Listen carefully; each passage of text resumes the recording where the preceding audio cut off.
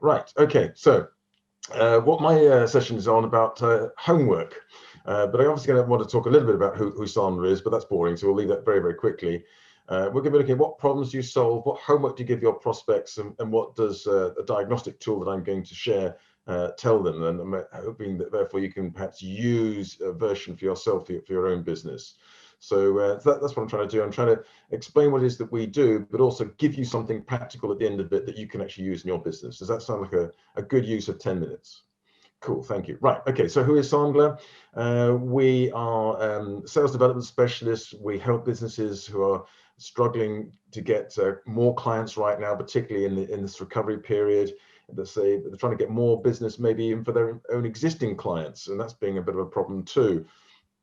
We are a franchise network. There's 25 of us here in the UK, hundreds of us across the world. I don't know. It's probably about as much as you need to know about Sandra, isn't it? Really. So let's get on to this thing I've been talking about, the prize. Let's talk about the prize. I've been dangling that as the carrot, and here's the thing: you actually even get to choose the prize, right? Here's the prize list. You can either have a book, which is actually worth $20, which I'll send to you if you like, or you can have a psychometric assessment plus debrief on your strengths and weaknesses. That will be, if I was to charge you for it, that's £250 worth, or a diagnostic assessment on your behavior style plus a debrief, that's £120 worth, or even a half price discount on a day-long virtual Sandra Summit, this is coming up on 26th of November, that's worth £150. Or these I can't put a price on. You can have an invite to Only in the Recovery seminar that's happening tomorrow at 9 o'clock, or you can have a 60-minute diagnostic conversation with me to see if I can help. So that's the prize list that you can choose from. Does that look okay as a good prize list? Yeah, we like that? Okay, all right, here's the rules, right? Yes, there is a prize if you are the first, and you have to be the first. If you're the second, you don't win it, okay? So careful here. You're the first to answer the question on the or the challenge on the next slide, right? And this is the other caveat. You have to answer it correctly, and you've got to put it in words in chat, right? So therefore, there is no way you can say, "Oh no, that's what I meant," right? So there's no way you can cheat. Is this all fair? I've been saying to everybody that before this that I think my prize is entirely safe, because I don't think a single one of you is going to manage to do this. I'm so sorry, but it is very, very simple. Here is the challenge, okay? Here we go. Right. 1, 2, 3. What problem do you solve? And you have to start the sentence, the problem I or we solve is. Where you go, in chat.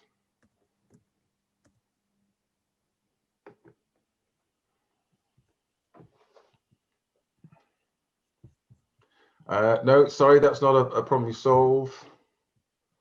So there you go. Unfortunately, that was some. Actually, was that it? Was that yours, Paul? Were you trying to answer that? I don't know. Was that the answer to the question? Where's Paul's gone? No, probably not. Okay. I don't think anyone's actually put anything in chat yet for this. So have a go.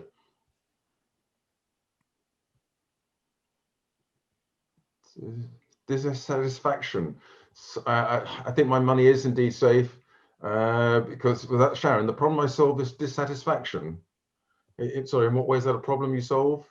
Well, it's because people feel very dissatisfied with their lives sometimes, and working with me will help them solve it, because they'll be able to do what they truly want to do, get in touch with what they truly want to do. Okay, I'm not sure. Would anyone actually understand that? I'm putting it to the adjudication now to the group. If the problem I solve is a dissatisfaction, will we actually understand what it is that she does? No, sorry. Therefore, my money is safe. Nobody's won it. The problem I solve is how to automate your LinkedIn. Won it then. The problem I solve is how to automate your LinkedIn promotion. Is that a problem? Yes. Is LinkedIn automation a problem? Yes. No, it's not. It's not a problem. That's something you do. You help. The thing you do is to do LinkedIn automation. That's not a problem you solve. If someone's got LinkedIn automation, it's absolutely fine. It's not a problem. Everything's great. That's not a problem you solve. They haven't got it. They haven't got it. Yes, but that's not what you said. You didn't say the problem I solve is people who don't have LinkedIn automation. You just said that's what I do for people. LinkedIn automation, not a problem you solve. So Paul, before you use the word not, I did use the word not in what I put in chat, but maybe that doesn't count. But unfortunately, you weren't the first anyway. So do you see my point? This was perfectly fair, and nobody's won it because you weren't the first. Oh, Okay. I needed to be. You mean even though something wrong was in front of me, that doesn't. Oh, I see. Okay. Okay. Okay. Sorry about that. So so unfortunately, we didn't quite win the prize. However, I'm going to be nice, okay? Because I was being horrible there, wasn't I? If you really would like to have one of these prizes, let me know, and I'll make sure you have the prize anyway. Is that okay? Is that fair? Okay. So I'm not being really hot, but why was I trying to make the point here? Why was I trying to make you really think about the problem you solve rather than what it is that you do? Why do you think? So we know what our why is. It's not just that, it's because nobody cares what it is you do. They only care about the problem that you solve. So here's the thing. What homework do you actually get your prospects to do before you actually have their first meeting with them? What homework do you get them to do currently? Or do you just set up a meeting to have a conversation about how you can help? Do you get them to do any homework at the moment? I No? don't at the moment, but I will be. I will be. So Gareth, I think you were nodding. What homework do you get them to do? I've got a form that I ask them to fill in, which identifies who they're trying to and why they're trying to, who they're trying to contact and why they're trying to contact. Love that. Love that. Okay, what I'm going to do is I'm going to share with you my version of exactly that, Gareth, if that's okay, to see if anybody else can use something similar to that. Why do you do that? Why do you get them to pre-fill in a form before you even meet them? So that you can make the conversations focused and achieve an actual goal by the end of it. Love it. Absolutely. So you know what it is you're trying to achieve. What else do you think the advantage of actually having them do some homework before you even have the meeting? I'll shut up. Go on. Sorry? Somebody else thought. Somebody else. Why do you think? Well, it qualifies them. Oh, does it? What do you mean qualify? Like it? In what way? Well, I mean, you know, if your product is at a certain sort of budget, then you don't want to be talking to people who haven't got the money, for instance. Or if you're like for me, if people don't really want to change something, then there's no point me talking to them. Right, exactly. So if you've got them to do some homework, they're already invested in it, and therefore you know that they are serious about having that conversation, and they know they're serious about having that conversation. So they're already self-identifying, self-qualifying. They're buying into you and your product and service before you've even had the meeting. Can I say also something? Yes. I just realized it's a technique I've learned. It's actually you define, you identify, you show proof, and these first two you define and identify if they really want your products and you can solve their problem. If you can't, you just won't carry on. There's no point in wasting your time. Precisely. And so in theory, by the way, I don't stick to this. In theory, you shouldn't have a meeting unless they have filled in that form. If they can't be bothered to fill it in theory, you should not have the meeting because they're obviously not serious. They're going to waste their time and yours. Wow. Okay. So the diagnostic tool is so powerful. They're beginning to buy into you before they even met you. Hey, this has just got to be done, isn't it? So I'm going to share with you. Hopefully I can share a different screen because I'm going to share my diagnostic tool with you. Where is it? There we go. There it is.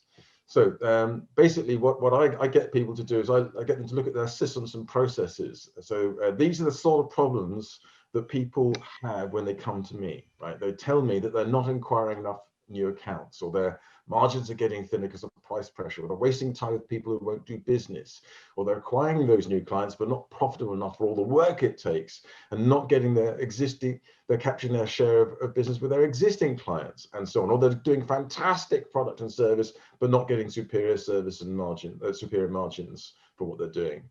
So these are the kind of problems that they are having with their systems and processes. These are the sort of problems with people. They can't figure out why they've got salespeople that can't sell.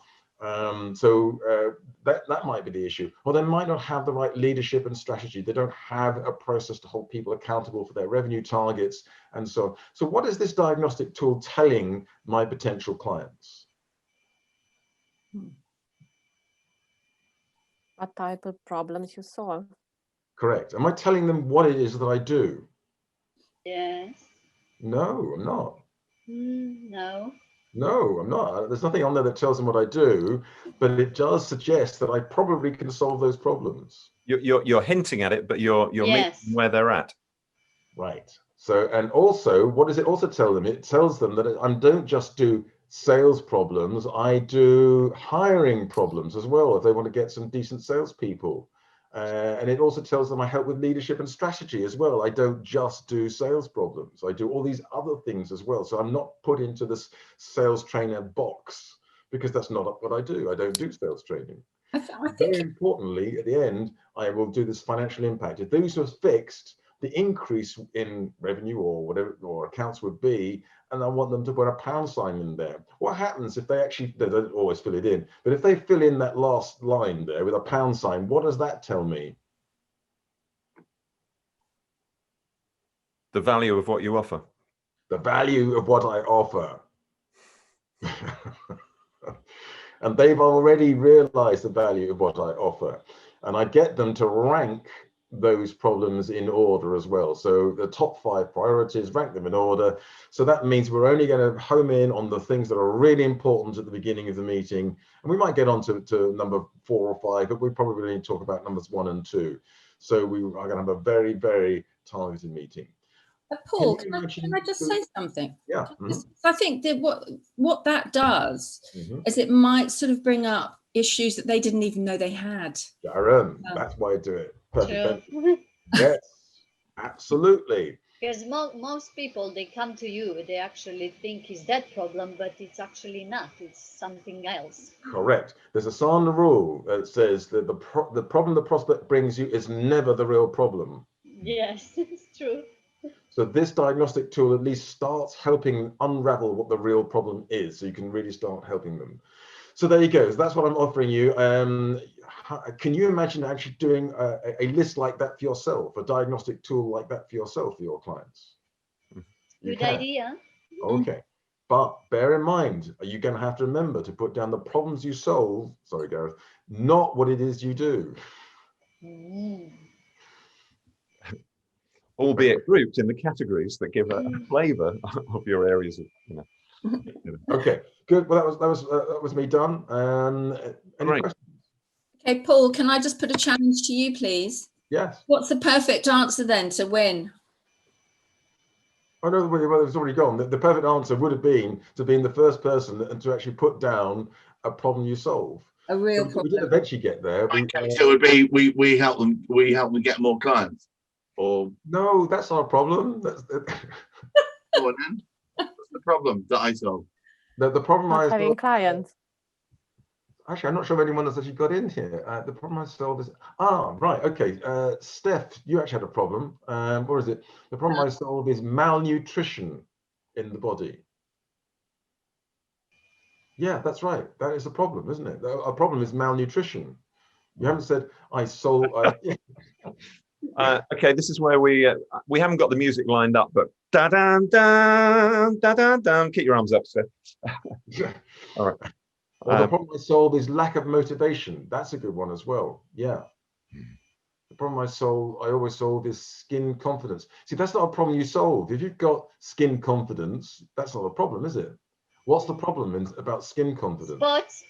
Sorry? Not having confidence Spots, with your skin. wrinkles, maybe. Lack of confidence is the problem. Lack of confidence. Lack of confidence is the problem. Not confidence. Confidence isn't the problem.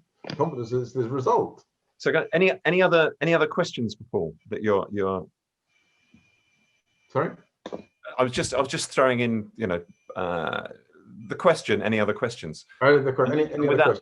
We've still got a couple more minutes. I was going to say, is someone actually Jenny, go for it. Yeah, if you did like a Facebook ad, like with an interactive sort of video, would you sort of talk about the problems that you would solve for them in that video if you were trying to sort of market, yourself? Definitely. Introduce who you are, say how you can solve their problem, and then Well, not how you can solve them. No, just the problem that you solve. just a problem that you solve. Okay. Yeah. You can have different tools to the same problem. People are worried about this and that and the other, but I don't know, is that something that you need to talk to me about? If it is, drop me a line. Cool. Yeah, you can have different tools to solve a problem. They not necessarily need to know, am I going to do a stool test or a food intolerance test, right? I just want to go to the root cause and get rid of their symptoms. They don't need to know at that point how we're going to do it. But do need to know. So when they become a client, then they'll want to know, maybe, possibly, never. Very interesting. Very interesting. Yes, definitely. Very interactive and put our brain to think a bit more. So was Go away now and make your own tool. If you want to share that, so if you want me to check what your tool looks like, if you want to make sure that they really are problems you solve, then very, very happy to critique it for you. Great. Thanks. Lovely. Thank you very much indeed, Paul. And really, really good food for thought. I mean, there's something about, I think one of the things that flags up for me is the amount of energy we can all waste by barking up the wrong trees or having conversations that don't have that point, that don't have that framing. It means you hit the ground running in those calls, don't you? Yes, it does, but of course that you know now that if we were to have a conversation, if you did want to have a meeting with me, I will be sending that diagnostic tool. Right, very cool. So yeah, thank you, Paul. Little show of hands, please.